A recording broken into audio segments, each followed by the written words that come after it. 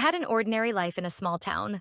I woke up around 6 in the morning, got dressed, put on my shoes, and left the house. When I arrived, Romalyce was cleaning the tables. I saw her and greeted her. Romalyce had been my best friend since I was 13. While she was cleaning the tables, all of our other coworkers had arrived. Except for one person, the boss came to us and said that a new colleague would be joining us. The man entered, and the boss introduced him to us. His name was Addams. He had pale skin and looked a bit different. He was a waiter. Actually, I had never seen this man in our town, but I didn't care much. In the evening, we had a work dinner, and the boss asked me to tell Addams about it. When I asked the boss why he didn't tell him himself, he said it was so we could bond with him and become friends. I went to Addams and told him about the work dinner, asking if he would come. He coldly replied, "Of course, why not?" After work, everyone went home, and we went to the restaurant where we were supposed to have dinner. Addams was there too, sitting and staring blankly at the wall. Everyone sat at the table and called the waiter to order their food. Everyone said what they wanted, and when it was Addams's turn, he mumbled in a low voice, "Just water." We were all surprised because we usually ate to socialize and have a good time, so it seemed strange that he wasn't eating. Everyone said that Addams only wanted water because he didn't have any money. But this was a work dinner, and at work dinners, the boss usually pays. The boss gently told him this, but he said it wasn't because he didn't have money, but because he was full. Nobody said much after that. After dinner, everyone went home, and Romalyce and I went to our homes. The next morning, the man didn't show up to work. In our town, there is a celebration held at this time of the year where everyone gathers in the square to celebrate the arrival of spring.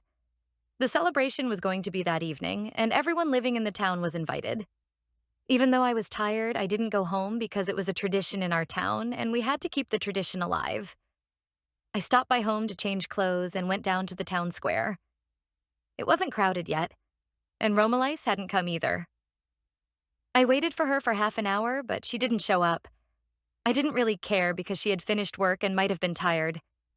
Everyone gathered and the fun began. We were having a great time, but someone was calling my name from behind. Every time I turned around, no one was there. A very familiar male voice was calling me. There was a forest behind, and I started walking toward it. There was a man in front of me, and I shouted from behind, "Who are you?" Without turning around, he said, "I'm Addams." I was shocked.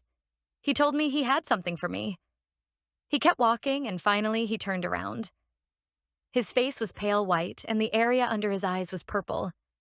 He handed me a letter and said, "You and Romalyce should leave here before it's too late." Before I could even ask him what this was, he disappeared. I quickly ran back to the celebration area and called Romalyce with my phone, which I had left in my bag. She answered in a sleepy voice. I was still in shock from the event, my voice trembling, and Romalyce noticed it. "What happened?" she yelled. I didn't feel well enough to talk about it on the phone.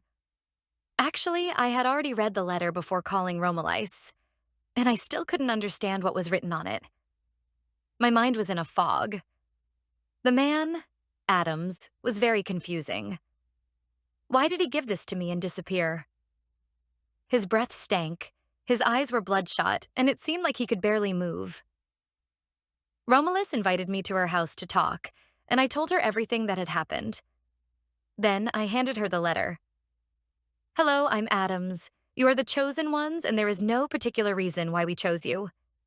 You must go here, and whether you can escape or not depends on you." We were confused. Where were we supposed to go, and where did we need to escape from? Behind the letter, there was also a map. We started examining the map. Everything seemed fine at first, then we had the idea to compare it with another map. We took a map and started comparing it. Everything seemed the same, with no major differences. Then we had the idea to compare it with an older map. We searched the archives and found a map from the 60s, and when we compared it, we saw that the town in the upper left corner of the map was identical to the one on the map we were given. But why wasn't it on the other map? We thought about this for a while, and realizing we couldn't figure it out, we decided to sleep. Romalyce insisted that I stay at her house that night, and I agreed. That night was the worst night of my life. I heard the creepy laughter of a little girl and the sound of her saying my name over and over. It wasn't that bad at first, but hearing it for H